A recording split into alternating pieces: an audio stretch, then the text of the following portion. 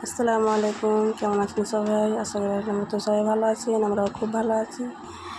এই তো বাবার বাড়িতে সে মাছ ভাজছিলাম, মাকে মাছ ভেজে দিচ্ছিলাম। এগুলো মাছ কে খান?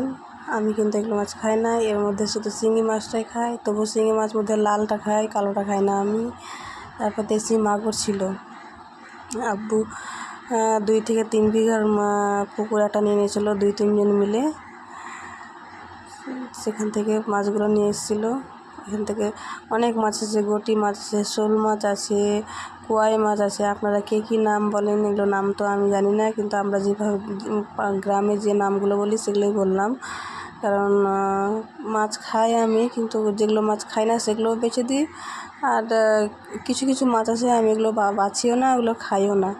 কারণ সবারই তো সবটা আর পছন্দ না, আমার যেরকম কিছুটা পছন্দ মাছ না। এই তো ছেলেরা মাছ নিয়ে খেলা করছিল। আমার বড় ছেলে তো